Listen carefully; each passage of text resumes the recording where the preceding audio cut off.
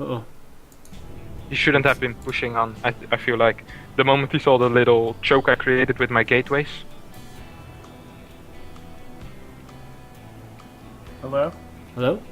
Hello? Oh, okay. Sorry, your mic went out for a second. I think the server blipped there for a second. Yeah. So where did you guys? Not Okay. You were. I think you were talking about. About. I think in general that the what he did was still the right thing to do. Yeah. And exactly. He should have pulled back earlier. The moment he saw my 2 gateways, though.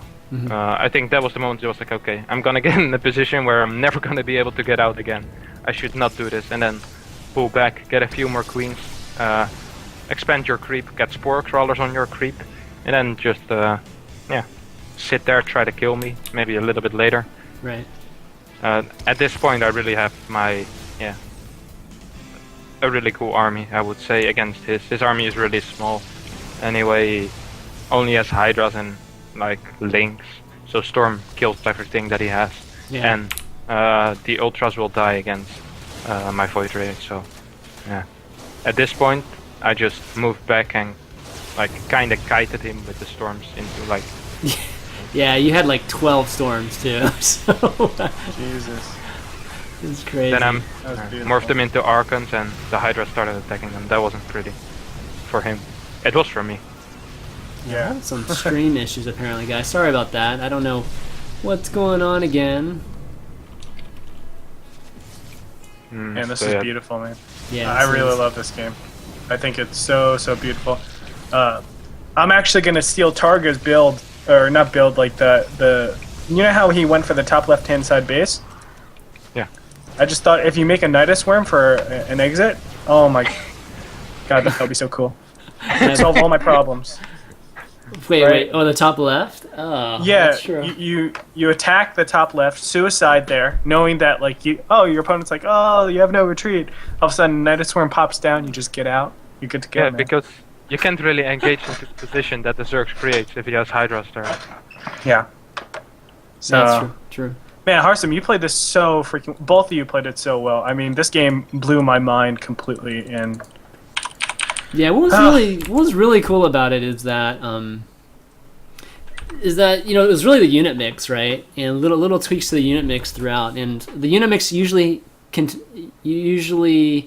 there was usually like 4 units or so. That was a combination there, and one of the things that people don't talk about a lot is that even just adding 1 unit sometimes, whether it's a Void Ray or it's an Ultra or even a DT there at the end that you had going, it really adds an increased dynamic to your opponent to have to handle. You know what I mean? Which a lot of times people will just have like maybe just like a 2 unit or 3 unit type of army, and it's pretty straightforward how to deal with that. There's a lot of units that kind of overlap with how that they counter the same unit. So so just going with a straight Hydra reload there wasn't good enough, even though it was almost good enough because you didn't have Storm, but it wasn't quite good enough. Exactly. He would have been better with Lynx too, right? It would have been really. It's just having just more of a variety to your army adds a huge dynamic to it. so, besides getting Storm a lot a bit faster, what would you say you would improve on your play from that last game? The way I engage, I think, wasn't perfect. He was able to surround me 2 or 3 times. I prevented it 1 or 2 times, and I think you should always be able to prevent it by moving back into a choke, scouting a little bit more forward with observers or even hallucination to see what he's doing with his army. If he's making a big concave, then go a different direction, because then he has to set it up all different again, or like pick up little groups that he's trying to flank with. I see. So just like tactical stuff. Yeah, I think the unit counters, except for that I got Storm really late, were really good by me actually. I got my Stargates ready, which is what I needed to do. Then I still had enough stuff to defend this ground army, and I don't know, I think I played pretty well concerning that, but I messed up a lot of my fights and my Storm was way too late. Even your leftover Phoenix were huge, it's like it was so important to the game. Oh, what's going on? Jeez. I wonder if it's my connection, actually. Skype, man. It could be It me. actually is Skype this time. Harstem, can you speak? Yeah, I can. Harstem, can you hear me? Oh, okay. Yeah, I can hear everyone. Yeah, it might be my connection, actually. Hopefully not, but... Okay, I think we're... Oh, actually, All right. Harstem is not in the game. Yeah, Oh, let's I'm get sorry. them. We're gonna look at a PvT this time around, guys. And this was another really, really cool game. It was on Whirlwind, which is, once again, another ladder map. And why don't we jump into it? I'm gonna tweet it while it's loading up right now. Okay.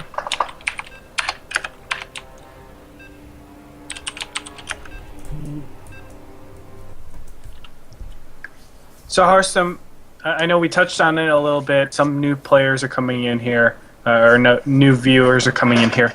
Tell me a little bit about your PvT, how comfortable you're feeling. Not necessarily OP-ness, but like advantages, disadvantages for each of you, where the new units fit in.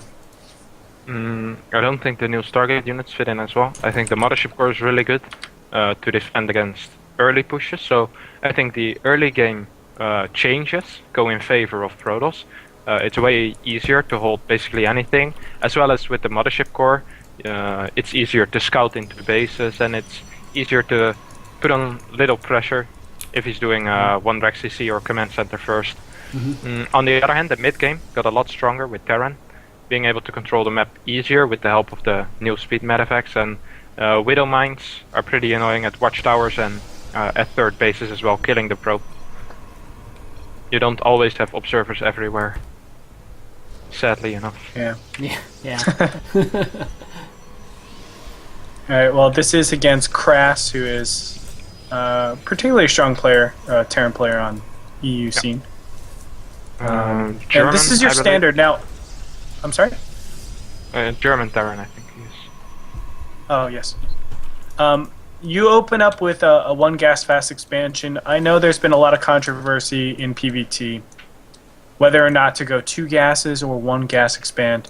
Of course, the players like MC always choose to go 2 gas, get the Stargate up. Yep. You're favoring 1 gas, and is this just because you have the timings worked out? You think it's defendable on all ends?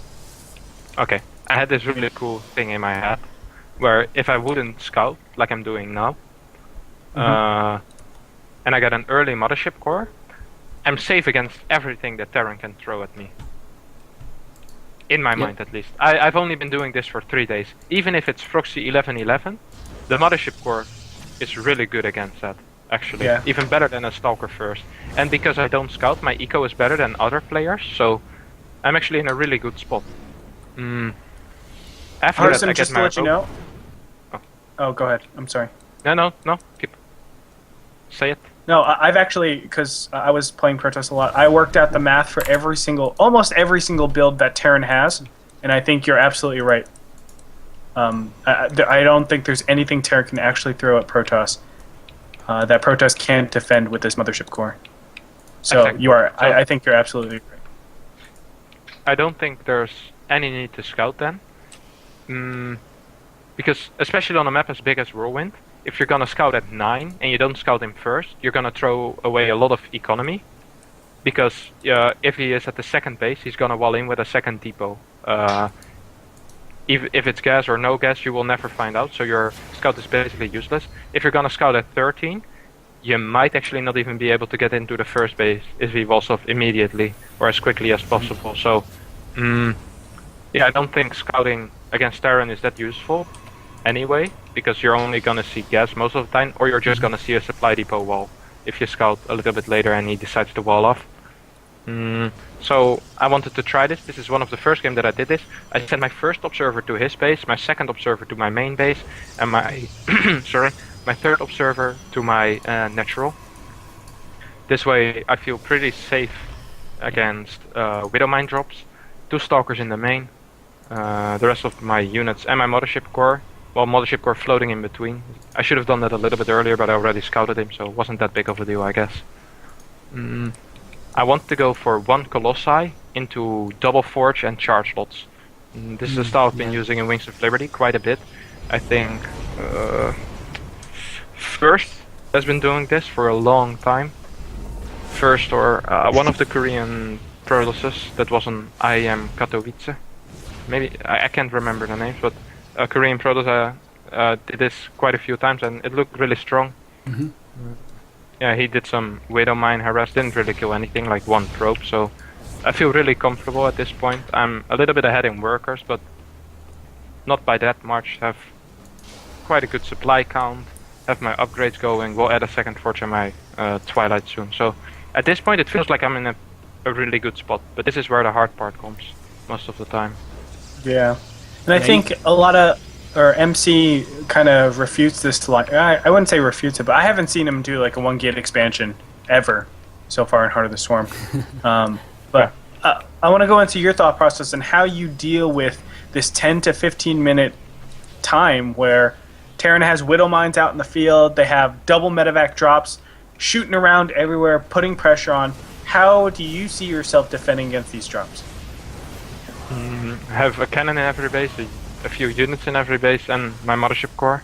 Not necessarily actually units in the base, but be able to warp in units over there or be able to send units there. So always have your army in a good position. Try to scout the map with observers.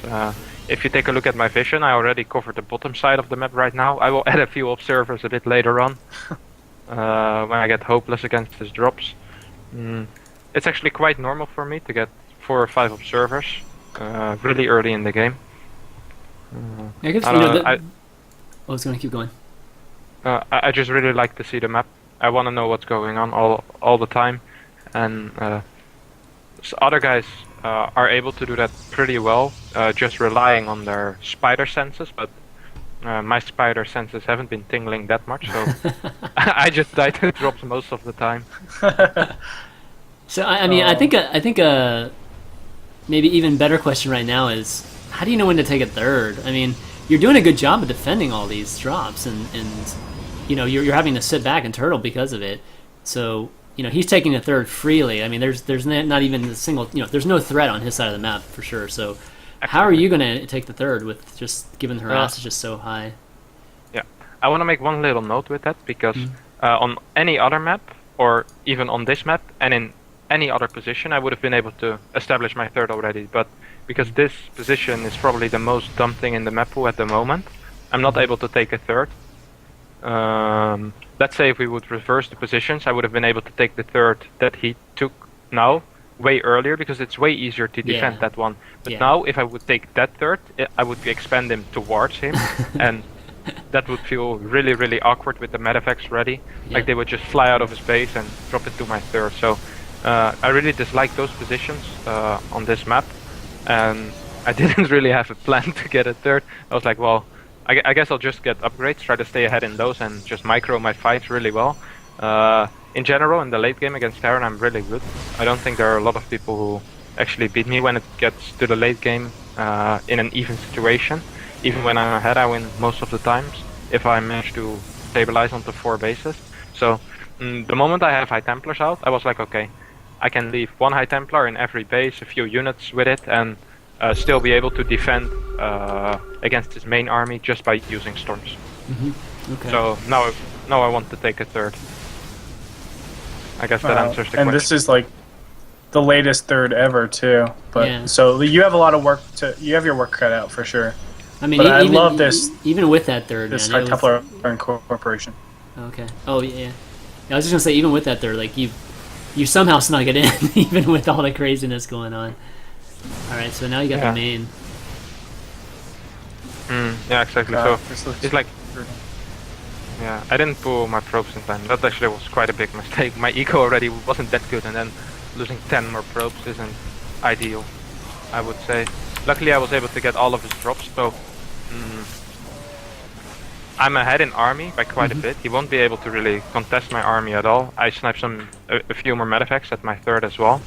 Like supply is even, and he has almost 20 more workers, so my army is a lot bigger. Sadly, you can't really capitalize on your army against Terran, because the moment you move out, he will just drop and he will defend with a planetary or with his rally. So I decided it would be time to I guess still make a little push. I can't really remember this one. I think I actually kill quite a few SCVs with this, or even kill his base. Yeah. Now that I remember again. Yeah. Gosh, look at me. This is great. Jeez. This is like absolutely fantastic, and he has a really nice composition actually. So this is really scary, to be honest. Just so many ghosts. So. Yeah, Ghost Marine. And then he's just using those Vikings just to tank. It's kind of an interesting way to use them. Oh, nice storm. Right. That was the money storm. And 2 more come in without storm yet, but soon they will. If he lets me get there. So this trade looked a little bit... Oh, there we go. Oh, nice. This trade looked a little bit stupid, but I was able to probe up behind this and kill a few SCVs at least and make him force a lift. So I think behind this I should have taken my 4th base, clear the Widow Mine, send the probe over there. But it still feels like I'm in a good position at this point. Okay. Like now, why would getting back. Your 4th base location? I want to focus on that a little bit, Harstem, because I know you take it in the mid-right position. What are the advantages and disadvantages of taking the top middle or the middle right? The top middle disadvantage is that it's out of position, so most fights are gonna happen around the center of this map. Okay. And the advantage of that base is that the moment he wins a fight, you're going to be able to warp in, have some time until you lose it. The moment I attack into his 4th base, or the base we just had a fight at, and I lose that fight, I will immediately lose my 4th base. There's no way that I can defend that one. At least assuming that I don't have like 10 cannons over there and 6 High Templar, but of course that's what I'm gonna do. But before the time that you have so much money that you can do that, if you lose a fight, you will lose your 4th and he will have his 4th up, and it's going to be really hard to come back into a game for 3 base against 4 base. So. Yeah. By the way, I love your incorporation of sentries in end game. Basically, I think that's something we never see, and it gave you a really nice, big advantage in that last engagement. So, bravo to that. Yeah. I think this is one of the first games where I started using the sentries in the late game. It's always like, why don't I use this guy? Yeah, I mean, Guardian Shield's huge, right? I mean, yeah, it's like +2 armor upgrade. Exactly. Not sure why people don't use it. Yeah, this is my favorite part of the matchup, where not this yet, but the moment I stabilize on 4 bases, I get a few pylons around the map and start using Zealot Harass to deny mining at his other bases, kill SCVs, sometimes even kill a base if he doesn't lift it. Yeah, this is where the strategy kind of flips to you being the aggressor. Yeah. Exactly. God, and still you're doing the force fields. I love it because like force fields are just so good mid game, and then nobody. I mean, I know your sentries are the same sentries you had from mid game, but still, the fact that you've been able to keep them, and the fact that you're using them is something that it's terrible, but we haven't even seen in Wings of Liberty. And it's not like they're new units. So to be fair, I mean, is it good with such a heavy Zealot-based army though? I could totally see it with more of a ranged army, right? With some Colossi or Stalkers involved, but yeah, exactly. But the thing is, Zealots do really well with better upgrades than the Bio army. So if you can get a Guardian Shield off and your Zealots are in it because you don't let yourself get kited too much, you're in a good spot, as well as you're able to close off bigger or like smaller chokes. I mean, right. So he can't really. If you take a look at this map, there's almost everywhere rocks. If there's rocks, it's 2 force fields. If there's no rocks, it's 3 force fields to close it off. So if you have 3 sentries, you're almost always going to be able to shut down his push that he wants to make on one of your bases. If you have your army ready. That's true. That's true. All right, so still pressuring here, and still haven't quite gotten the pylons around the map just yet, but you seem to be getting pretty good exchanges here, straight up. I think this one wasn't too good though. Yeah, this one wasn't too good, and but luckily I have my 2 cannons ready. I should have had a few High Templars there earlier. The one thing I was really lacking in this game, almost all game long, was production. I stayed on 8 gates for like 35 minutes, 4 base, or Oh, wow. like on Okay. 5 base. Yeah, it was really sick. So you see, I'll get a lot of minerals, and I don't really use them, which is actually really, really bad. This game is crazy, man. Yeah. This is looking Just the bad fact for you that- right now. So, The moment I saw all of his medevacs, I was like, wow, his army is never gonna die. I can storm Exactly. it forever. he's got 12 medevacs right now. Seriously. 13. Man. Seriously. I mean, The one I thing mean, how do you go about dealing with that? Do you focus for the next battle? Do you just focus on feedbacks rather than storming, or do you just try to play it normal? you want to get Colossi, because Colossi, Stalker, Archon. I think lots of Archons is really good against this, because the moment he's gonna retreat, all his medeffects are gonna act really stupid and clump up. If you can get like one shot with 2 or 3 Archons, all of them are gonna die. On top of that, he's not gonna have supply for Vikings, and he's not gonna have supply for just his ground army. So normally the main issue when you're playing again late game, he's gonna have lots of ghosts, he's gonna have lots of Vikings. Now that he has 17 medepacks, he's not gonna be able to get lots of ghosts and Vikings. He's gonna be able to get either lots of Vikings or lots of ghosts, or a few Vikings and a few ghosts. So I feel very comfortable playing against this. I think it's a mistake to get so many Vikings. So many medepacks, I'm sorry. Gotcha. so you kind of take a remote base, for your 5th now. Was that kind of on purpose to kind of find, to take a ninja base, or Yeah. is it just... I didn't really want to take the other one because it was too obvious. I was scared that he was gonna just drop there, but now that I see it, it looks even more stupid because he's just gonna see it when he wanted to drop my other base as Oh, well. I didn't, nobody ever said it was stupid. I mean, come on. I mean, but it probably wasn't the brightest idea. Let's put it like that. Yeah, so Alright, this so- is the fight I was talking about. yeah, your He doesn't Archon's have enough just- EMPs. Oh wow. Oh, Sadly, I didn't Yeah. focus well enough with my Archons yet, but this is Oh what I my meant. Like, the gosh. medeffects are gonna act stupid. oh my goodness! Like 1 or 2 more shots, that like half of them are dead. At least half This are is- dead. Next fight is gonna be still horrible. Going from 17 to 9 is a Pretty big great, difference. yeah. Not to mention That's all the pretty- Vikings you killed. You killed like Yeah. 12, 15 Vikings. Yeah, exactly. Because God. if you have the critical number of Vikings, you're just gonna kill Colossi, and like 15 Vikings are gonna stay alive. If you don't have enough Vikings, you're gonna kill all Vikings, and you'll lose like 1 or 2 Colossi. I have 3 left. In this case, I had 1 left because I didn't have enough Stalkers to support, but he just didn't have enough Vikings to kill my Colossi. And now, in the meantime, I keep on doing run-bys with the Zealots, trying to deny other bases. He had 4 orbitals as well, so it's really easy to do run-bys against orbitals. I really enjoy seeing 4 orbitals, because then the 4th base is going to be quite exposed. This is the time that I got pylons around the map. I felt really comfortable now. I was ahead in supply, I was ahead in everything, ahead in bases. This was the only time that I was like, wow, he just killed my base, like the left top, so wasn't all that useful. Only had 1 pylon there, and the moment he saw me warping in, he focused on the pylon and basically killed me. Then I think I got a little Oh my bit God. over here. Trying to engage over here was maybe a little bit of a mistake. My Colossi were quite out of position, didn't have High Templar to scare away the Vikings as well. That's one of the things that I almost always have.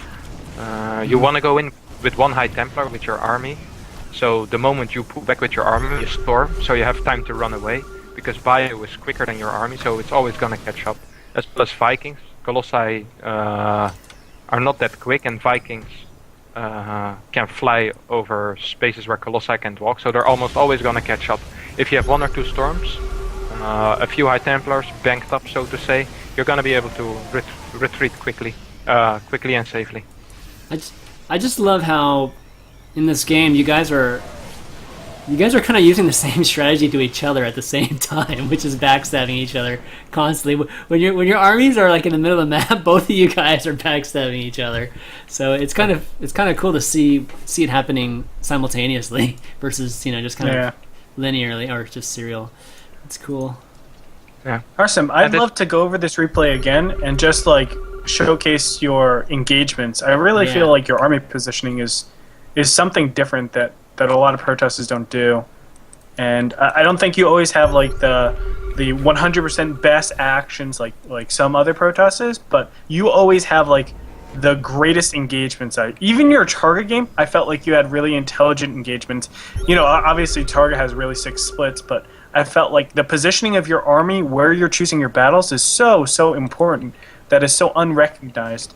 And I'd like to recognize it right now, Harstem. It's good. Thanks. It's really good. And it's so important too. Yeah, because like, I don't know how many times like I enter a battle and I said, God damn it, I shouldn't have entered that battle. That was the dumbest thing ever.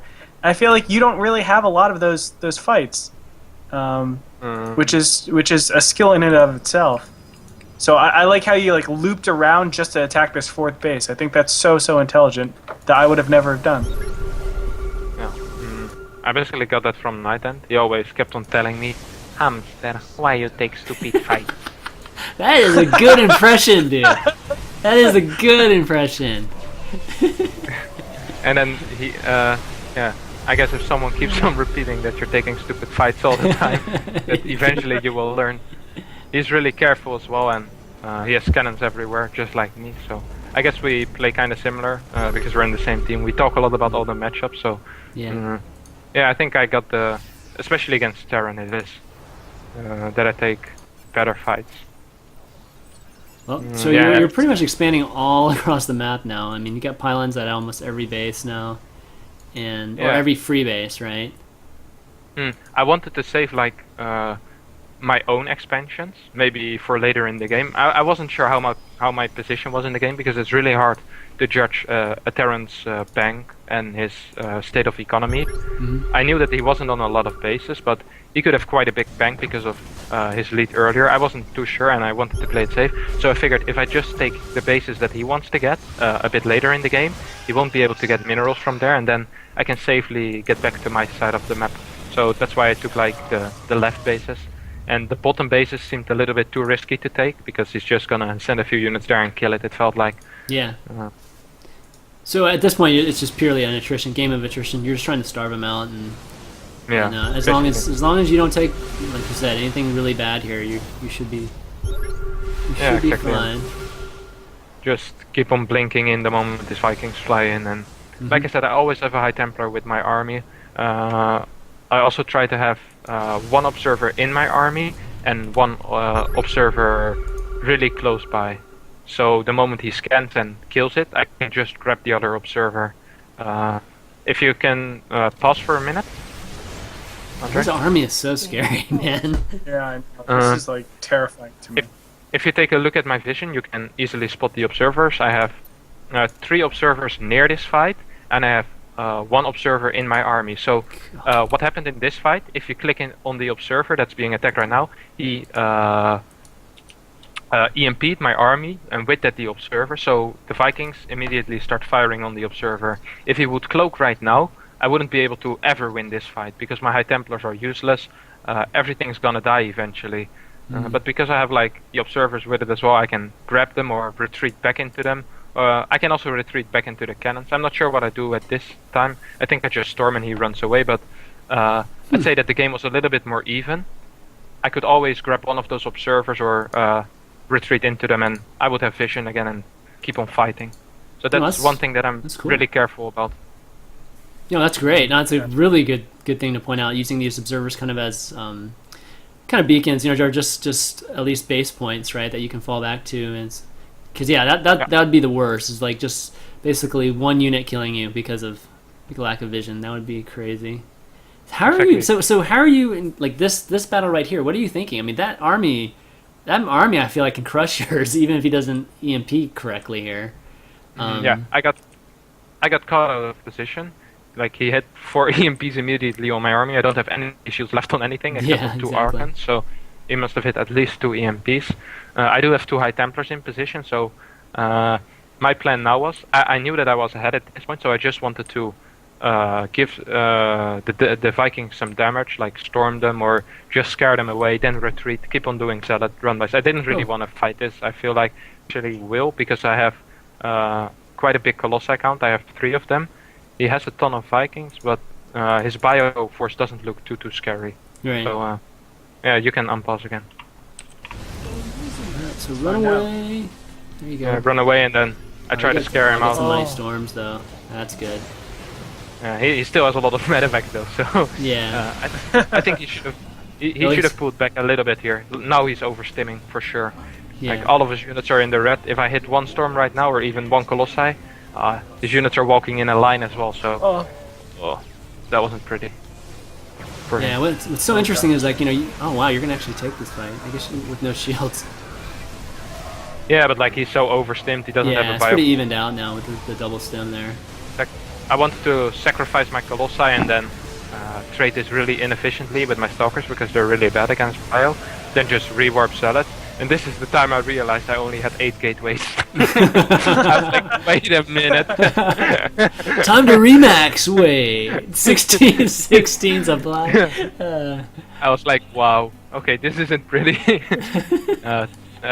He couldn't really kill all of my bases before I was able to remax again, I guess.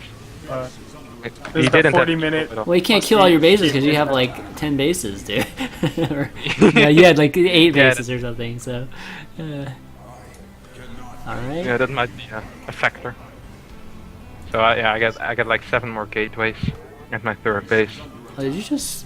Oh, okay. You just you just warped back, recalled there. I didn't even notice that.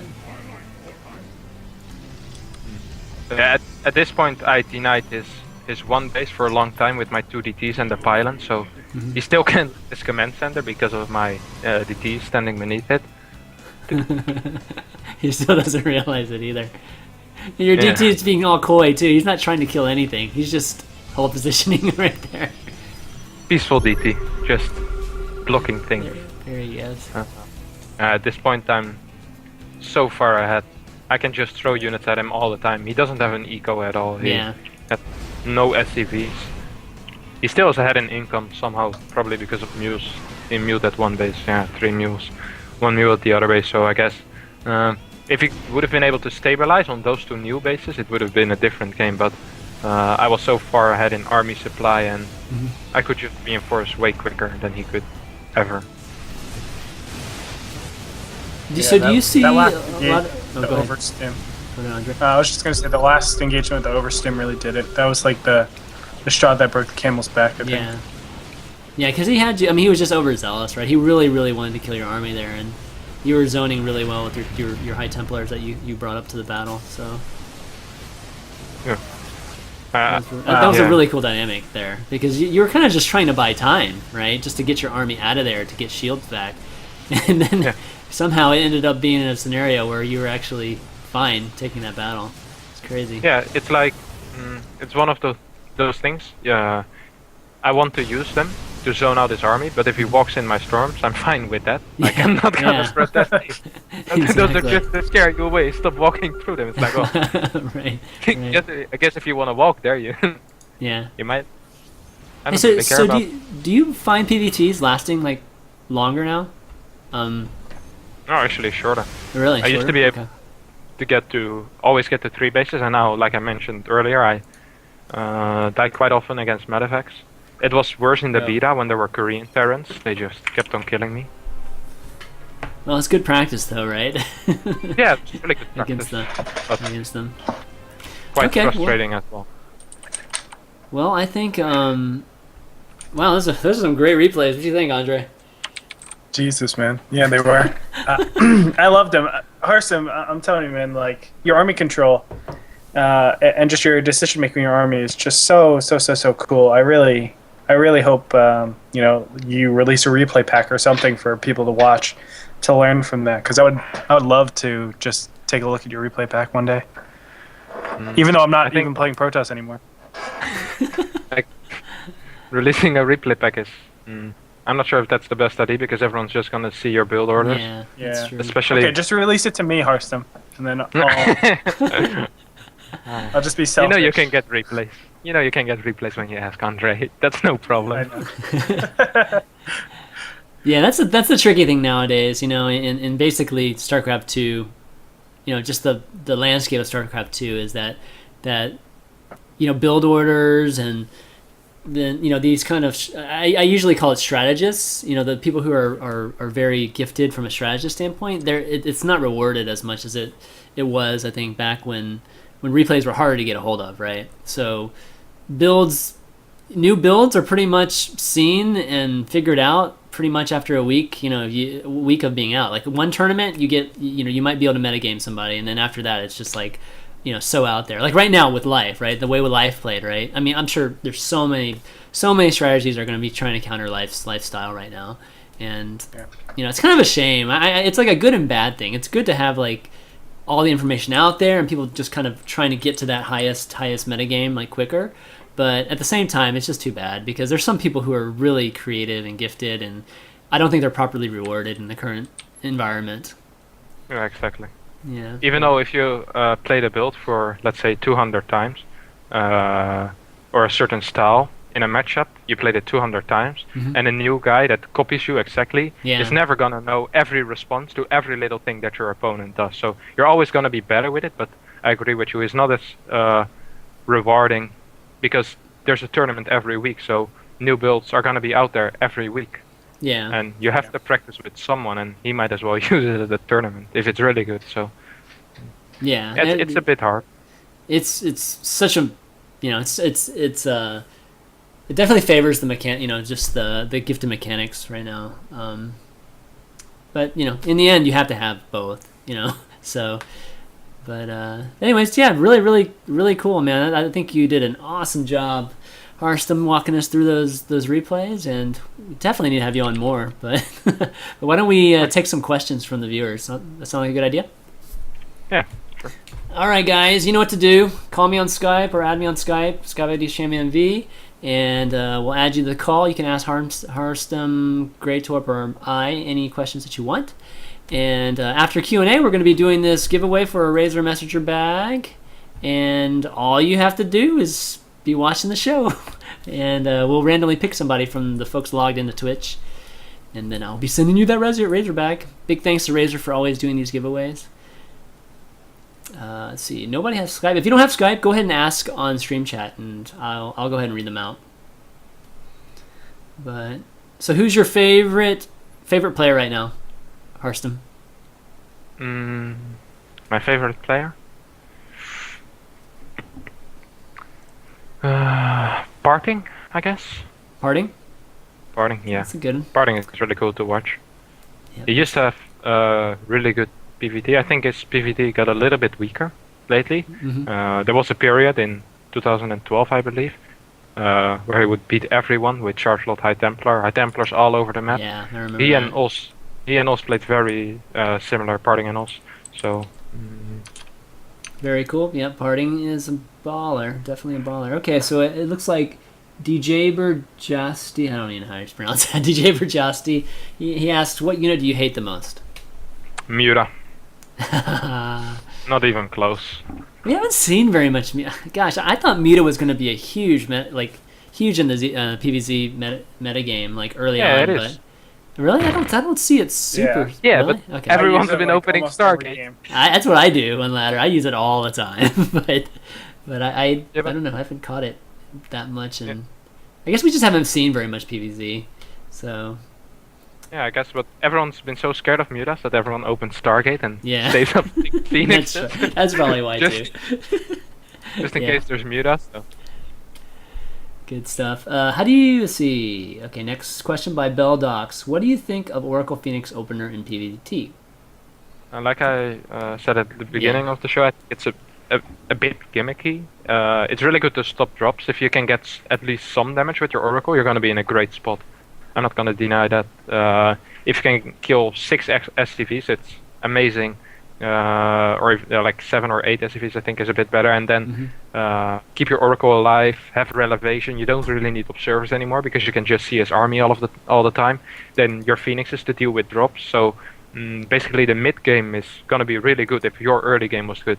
On the other hand, if you don't kill anything, he's just gonna run over you with 4 or 2 medevacs, and he's gonna kill you most of the time, or you will never be able to ever see a third base in that game.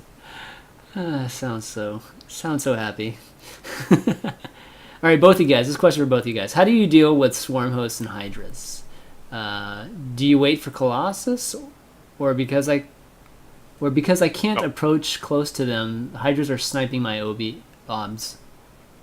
Not quite following that. You use swarm hosts much, Andre? No, I think they're. I know the strengths of them, but I think theoretically they're incorrect to ever make. In every night. But go ahead. Why theoretically? I mean, theoretically, you would think that free units is theoretically actually a good thing, right? Yeah. I mean, this is just my own personal opinion. I really haven't tested it that much, but when I looked at the game mathematically, I said, okay, what is a good number of swarm hosts to get until I feel like Protoss are dead or have enough pressure to the point where a lot of damage is being done. They can't just walk around me and snipe my swarm hosts. And I'm thinking somewhere around 10, right? At least 10 is the minimum number. And 10 swarm hosts is 2,000 minerals, 1,000 gas. So that means I can't be saving up 2,000 minerals and 1,000 gas to all of a sudden have this big timing. You're not expecting it, and I can go and just use my swarm hosts to kill you. That means it's going to have 2 production cycles at the very minimum. Yeah. So I'm thinking 1 to 2 minutes. And when that happens, that's when Protoss should be taking map. And for swarm hosts to first take map control and then get in position to attack a base, I think is increasingly harder as the game goes on, because of course mobility gets a lot better. You get blink stalkers, you get charge lots, you get even Colossus or High Templars, whatever it is. I can tech switch to Void Rays and just have my gateway army just keep circling around your swarm hosts to do something or to threaten stuff. I just feel like swarm hosts don't have good application, but if they're in position and they already like Zerg has an advantage, they're in position, they're breathing down your neck, then yes, they're going to be the best possible situation. You have to wait until you have 6 Colossus, 6 Void Rays, and then go attack. But other than that, I really feel like you should be preventing the swarm hosts rather than confronting the swarm hosts. Yeah, completely agree with that. The moment I see Infestation Pit, which normally indicates swarm hosts, I'll get a War Prism, move out on the map with my army and my Mothership Core, get a probe with it, Prism one in his main base, and I'll threaten his 4th base or his 3rd base. The moment he sieges there with his swarm host, I'll go to another base and move back a little bit. Just make sure that he never gets into a position where you are cornered into your base, and he has 2 queens with it, an overseer, and he has 10 swarm hosts, because then you're just gonna die. There's no way you can beat that. Just like the guy that asked the question. If he has it in position and he has Hydras with it, you're not going to be able to beat it with anything, because you can't really fight against Locust ever, except if you have 8 Colossi. But if you have 8 Colossi, the other guy should have either Vipers or Corruptors. So, just don't let them get into position. So is there any scenario where you can see... I mean, you guys are definitely talking about very swarm host-centric armies, and I totally agree with all your points that you made with it. What about even just adding 1 or 2? Is there any application where 1 or 2, almost achieves enough of the utility that the swarm host would provide anyways, and mixing it up with a more, just a different type of composition? Can you see anything like that? Sometimes they use it to harass my 4th base with 2 or 3, but I don't really care. I just walk there with 5 blink stalkers and an observer and kill them. So okay. Normally at that point, you'll have air units out as well, mainly Void Rays. So 1 Void Ray, 1 observer will do the trick. Swarmers are pretty slow off creep, so you're gonna lose a lot of minerals and gas for nothing, basically. Yeah, and not only that, if you're getting 2 or 3, I mean, if you want to subsidize the cost of the Locust time, that's 200. That's an expensive upgrade. And if you're getting only let's say it's 3, right? 3 Locusts. It's basically 66/66 extra that you're spending on them. If you don't get the upgrade, they're pretty useless. I mean, 1 attack every 25 seconds. And remember, this isn't like siege tank sieging. This is, I can destroy your DPS before you're actually doing damage to me, right? The Locust, if you eliminate them, they're going to do a lot less damage. So I think even 2 to 3, it doesn't cut it. It's either you go big or you go home. Okay. Maybe there's small little situations where in ZVT it might work with removing the Widowmine shots. Yeah, that's what we've But seen. other than that, I really don't feel there's a good place to place the swarm hosts. Not even Nidus and Muta with Swarm Host mixed in, like somebody on your panel always advocating.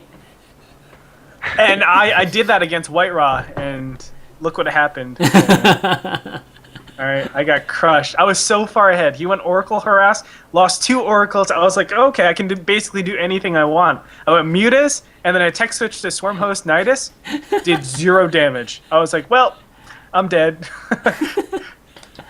So yeah. All right, we got Ebby Lunchbox wants to call in here. Ebby Lunchbox. That's a good name. Hey man, what's up? Hey, what's up, dude? Hey, welcome to Pro Corner.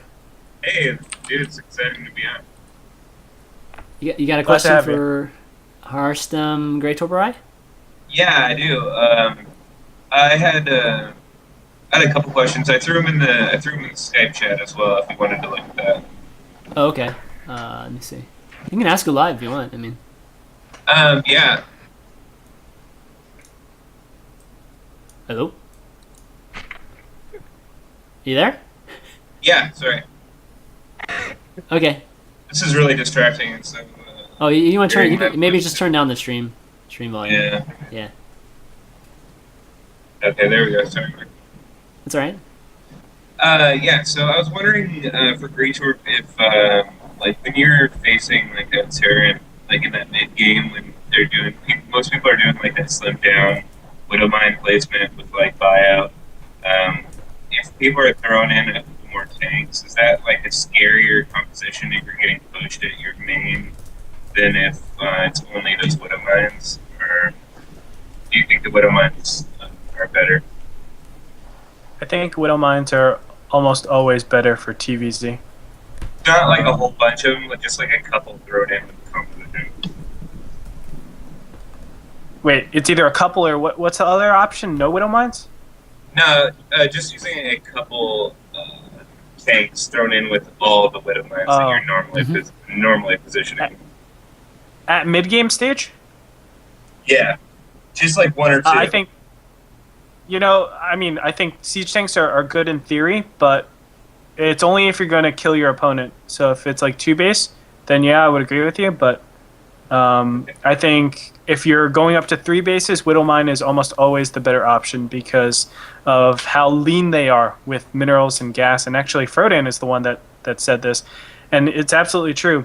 The fact that they're so inexpensive with gas and minerals, and they have so much cost efficiency, gives you the ability to expand a lot faster, get upgrades a lot faster, get your production a lot faster, and then you can switch into siege tanks. But I think starting off at mid game with siege tanks and only a couple mines is actually going to be very detrimental to your army and to your economy going into that mid-end game stage. I think Widow Mines are the great way to actually establish your bases, unlike Wings of Liberty, where it was Zerg would have a lot of pressure that they could do, and you could either all in or sit and turtle until 2-2. Now, I can be aggressive with these Widow Mines, knowing that I'm cost efficient, not dying to just Zergling Muta, and then I can also get my third base because I'm not investing as much. Well, I mean, just play devil's advocate. I've just seen a lot of transitions where like they just get a couple ultras and then they just like come in and they move because they're not afraid to move across the map. Yeah, I mean, well, definitely that, but that's not mid game, right? I mean, that's a little bit closer to late game when you're talking about ultra. But my whole thing is that I think the cost efficiency of Widow Mines is a debatable thing at this point, because we saw with even like Life. I mean, there are things that, the whole perimeter of the Widow Mine, right, can be navigated so that it doesn't actually go off on anything. I mean, the cost efficiency of the Widow Mine can be negated to an extent by micro, right? Where tanks is a little bit different. Well, the tank's DPS for one you know, depending on what amount of time that you're talking about, is going to be more consistent, right? Just the damage that it does, because it's going to hit no matter what. I mean, you know what I mean? It's going to fire more often. It's going to hit every time. So, it's definitely debatable. I mean, I definitely would agree, at least with most of the players right now, that from a macroing standpoint, I think Dan's point, right, when he was making, is that like these guys like Flash, I mean, they're just like pounding out the Widow Mines because their macro is just so awesome, and you can get to max really quickly that way. But I don't know. I feel like Bio Tank is going to get popular again really soon. Just like Zone with Widow Mine early. Maybe take that third, like you're saying, and then after that, it's just going to go. I think it's going to look like Bio Tank again soon. Yeah, I could be wrong. It's tough to call for sure, because I think a lot of the builds are very raw right now. They're not completely put together. So give it a month to 2 months or so, and we'll start seeing a lot more honed builds with every race. Attacks are going to be more refined. All of a sudden, I have to defend a little bit differently. Zerg builds are going to change because of that. The efficiency of their builds are going to go down or up depending on what they see. So I'm looking forward to everything. Hey, thanks, guys. All right, thanks, buddy. Thank you. Yeah, that's the cool thing about right now, is that we can just like theorize like forever. We can theorize a lot, because a lot of stuff just isn't out there, and there's not enough data points quite yet. But all right, let's see. Any other questions here? Let's see. Let me see. Let me see what's to add. I don't know if he has a question or not. So, guys, go ahead and type in your questions in stream chat, or call me on Skype. Either way. Stage of the game. Life is life. That's very true. Life is life. He's unexplainable. Do you see anybody else that's like that in the other races? Do you see any other player that's just kind of transcends the race right now? That's just beyond like the other people playing the race. I don't. Not really. Not yet. I think only live. Yeah. Let's see. I think MC was for a long time for Protoss, and MVP was for Terran, I guess, but not so much anymore.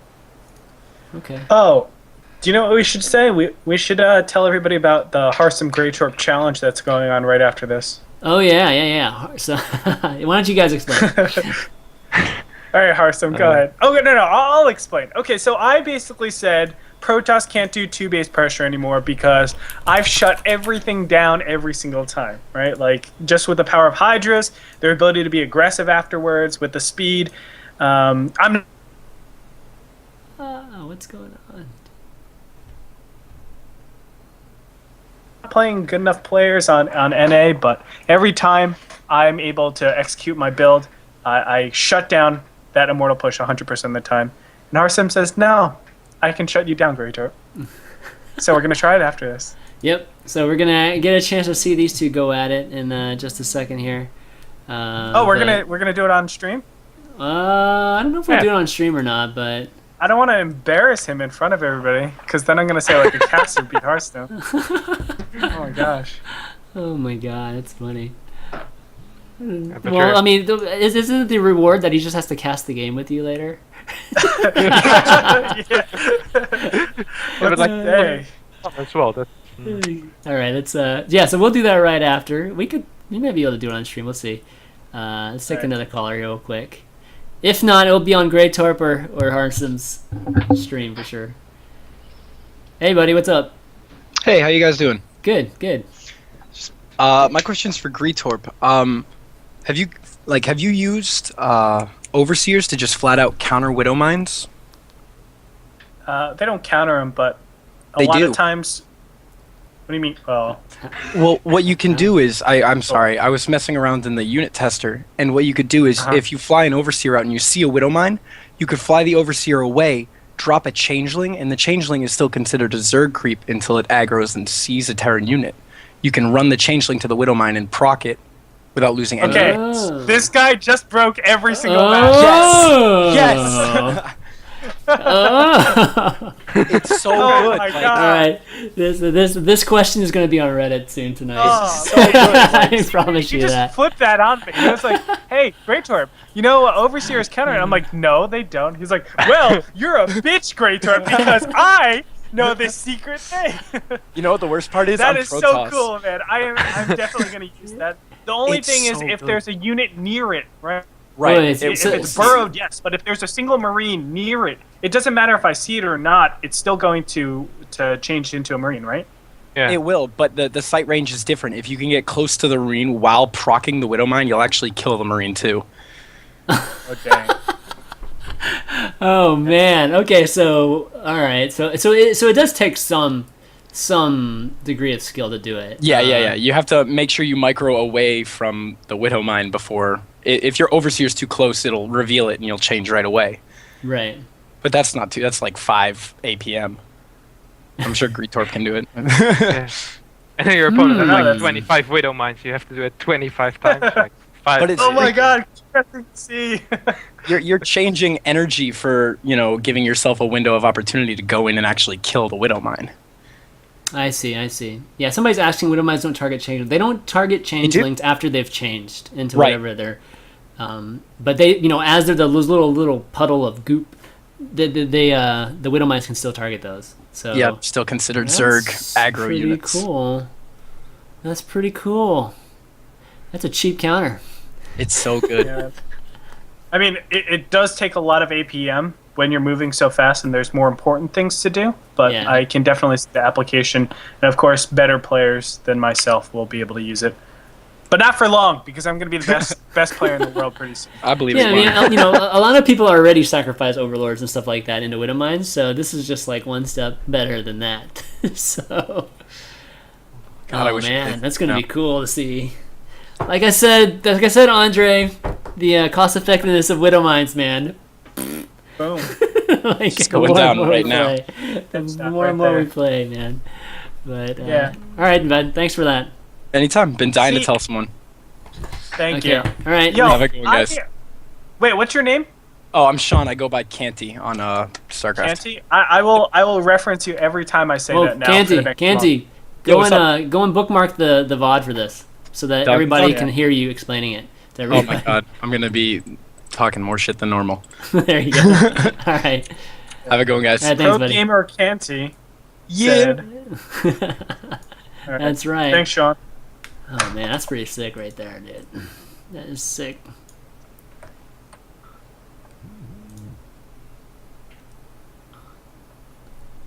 Okay, right. we got Hans Voss. That's Hey, a sweet name. good evening. Hey, what's up, Hans? Harstem, he probably knows me. I'm a former clanmate of Mouse Control. And I have a couple of questions for you. I would like to know why it is the case that Korean Terrans are so more aggressive, and you see it on stream when foreigners play against the Korean Terrans. Why don't we see any foreign Terrans play that aggressive? I think Lucifer is trying Oh, really Lucifer hard does, yeah. to be just as aggressive as the Korean Terrans. Torsen, when I played with him a few times, like 1 or 2 months ago, he basically played almost the same as the Korean Terrans. So I guess those are the two exceptions that. Have you seen Hero Marine play? He's really aggressive too. Yeah, I actually I saw most of the ESET tournament this weekend, and I was blown away by Hero Marine's play. He was really aggressive. Really good, yeah. Isn't it that Hero Marine does mostly 2-base all-ins though against Protoss? I remember, I haven't played him in Heart of the Swarm to be honest, Yeah, but yeah. Well, in it Wings of was Liberty, during the beginning of the tournament. really. Yeah, I remember- at the beginning of the tournament, I saw a bit more two-base aggressive play, but in the later stages, I think he was in the round of 16 and of I don't know if he was in the bracket, but we saw more three-base play, and I think one game also four-base play, and he won those games, I think.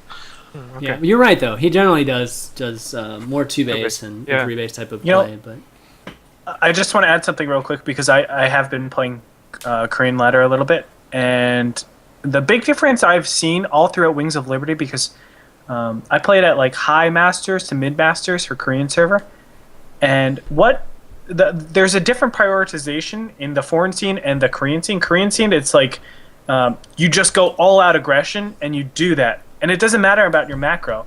But for some reason in the foreign scene, like take a look at players like Goody. Like we frown on people like Goody that play a very non-macro style. Right, like if you have more than 1,000 minerals, you are god awful bad. You should never win a tournament.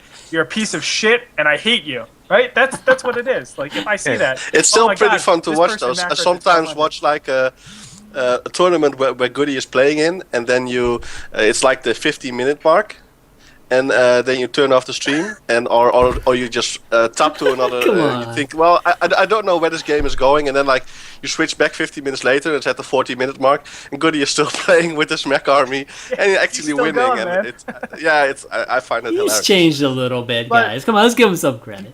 Yeah, I think he's cool to watch.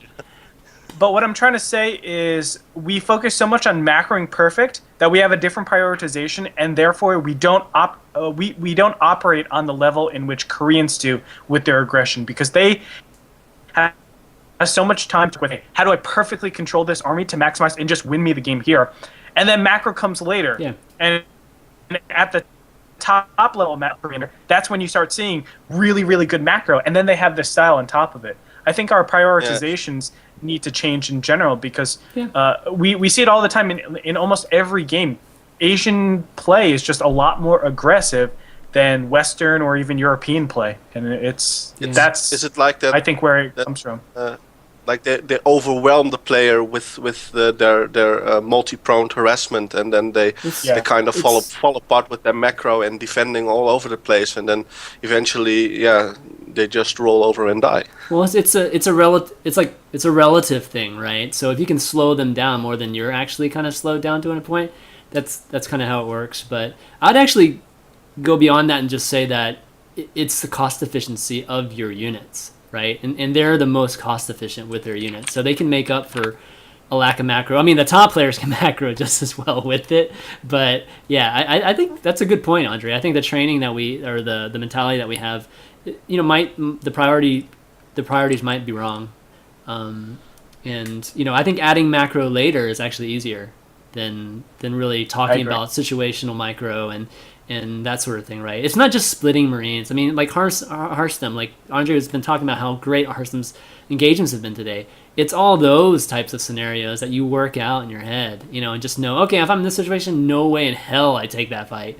I'll lose even a few units to not take that fight, but it's just a matter of that type of thing. And cost efficiency goes a long way. I mean, we've seen in just with, people with amazing micro, right? I mean, they can make like 10 Marines kill like double, triple that supply. It's kind of crazy, but I think it's amazing to see those Korean Terrans play that way, and I enjoy TvZ the most to watch. But I think it's kind of a shame that we don't have like foreign Terran players on that level that you can during a big tournament really cheer for, to see that kind of play from a foreign Terran player. I think that's I'm hoping to see that with Heart of the Swarm more.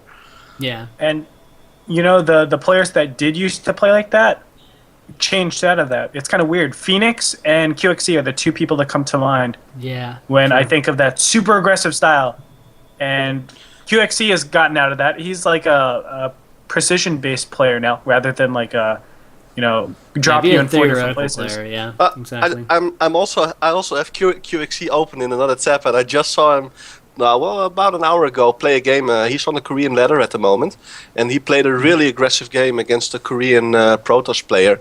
It was a Zerg player where he kept putting on pressure with Marines and Marauders and a few Hellions, and all the while also taking his third, and eventually won the game because he had better macro, and this was really enjoying to watch. Yeah, pressure goes a long way, guys. You know what I mean? Also, if you have a gap in like training, like if you take off for a week, your style is considerably worse. Whereas if you play macro and you take off for a week, it's not as bad. And I think because of the training regimens of the foreign scene, that's really another big reason why nobody's largely successful like the Koreans.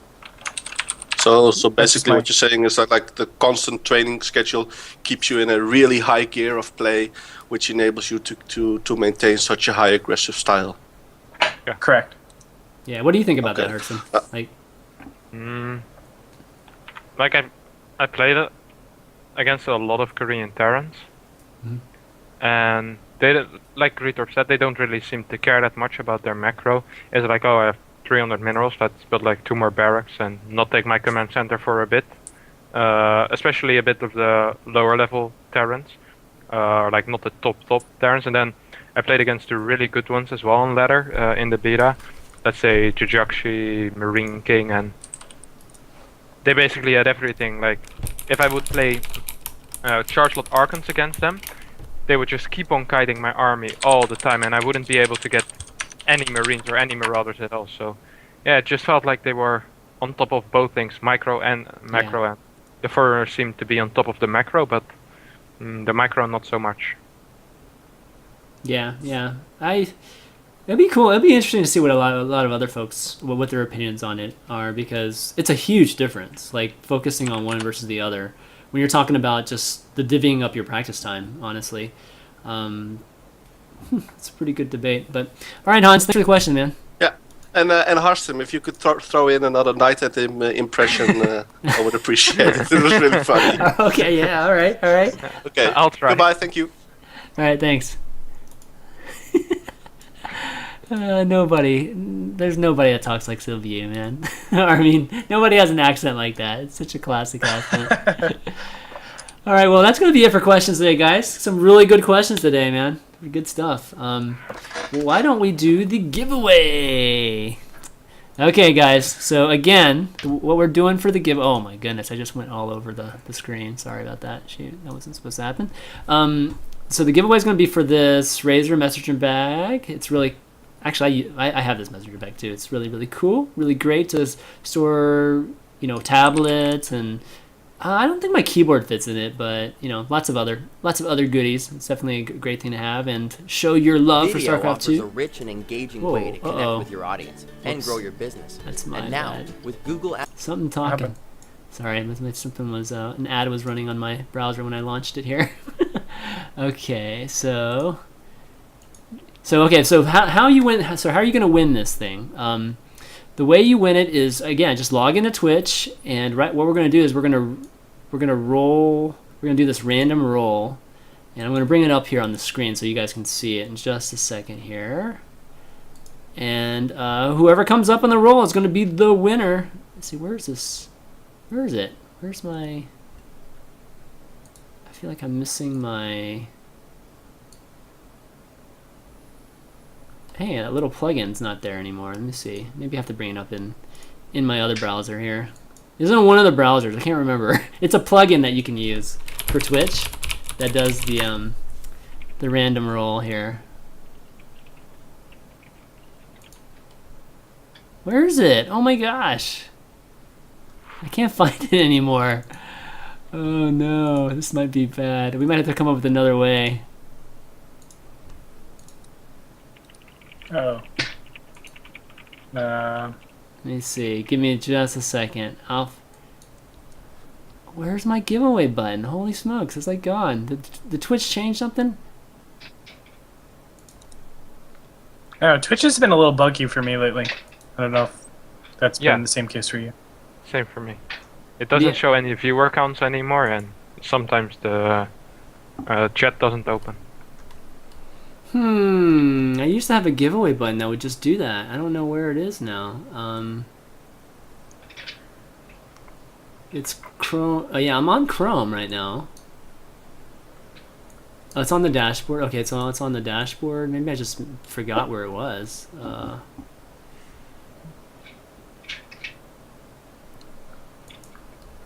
Oh, there it is. Oh, they changed the symbol of it. Okay.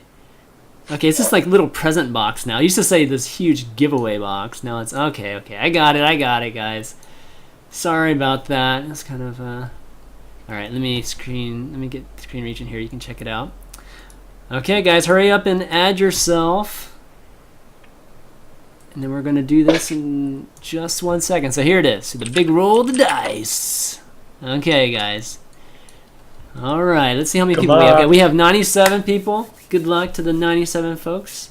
Let me do a Come on, refresh one more Gretorp. time. Yeah. Come on, Come on, Gretorp. big money, big money. All right, here we go. On three. 3, 2, 1. Bam. The King's Fool. The King's Fool. Are you in the chat, the King's Fool? Congratulations. At least he's following me, okay? At least the guy last week wasn't even following me, all right? So this guy at least it doesn't have to do that. Go ahead and message me, buddy, in Twitch, in the Twitch. Just send me a message in Twitch, and I will figure out how to get your address and all that good stuff, and I'll send it to you.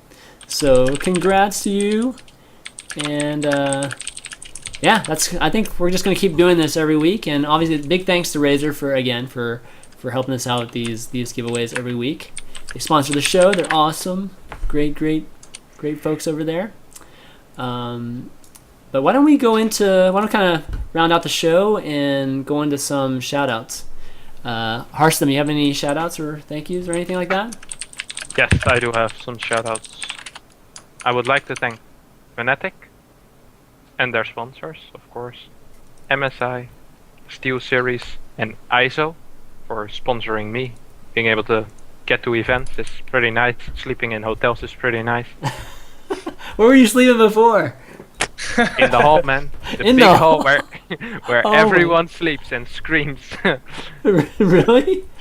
Now I sleep in the hotels and I like it. Nice. Moving on up, man. All right, good Yeah. stuff. Getting on top of the ladder. That's So right. yeah, big thanks to Fnatic, my parents, and all of my friends.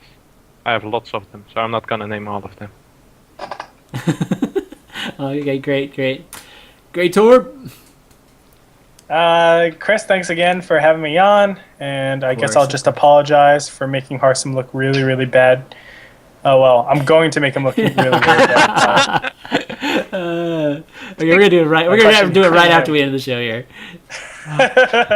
Be sure to check that out. I probably can't stream it, guys. I have to get to I have to take my kid to karate, but definitely on Yeah. Gretorp stream or Harstem stream. You're gonna have to check No, that out. no, on Harstem stream. You Okay, guys are going to go to Harstem Harstem stream directly stream. after this to watch me crush him. Okay, what is it? Twitch.tv /Harstem? Harstem. Oh, pretty hard one. Boom.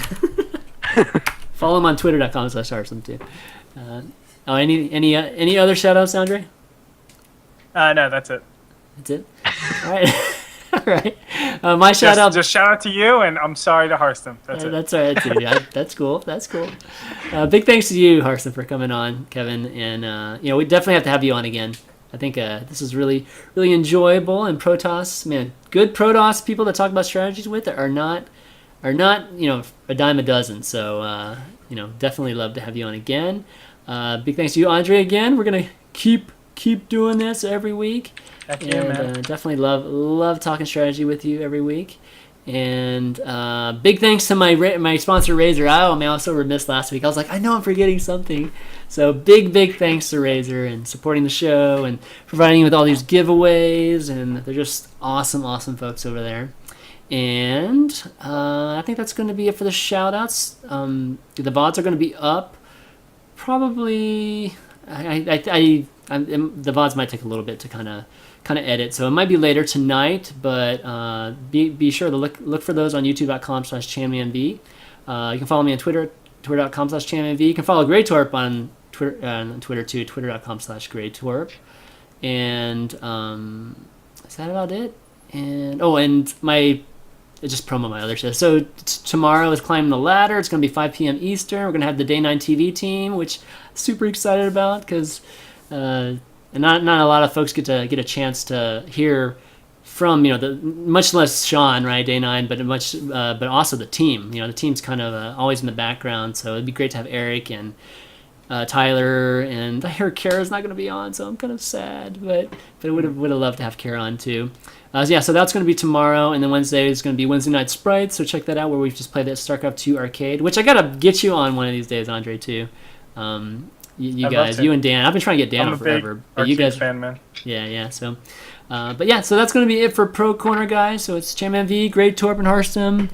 We'll see you next week. Later. Bye-bye. Twitch.tv/Harstem. Go. Go, go, go.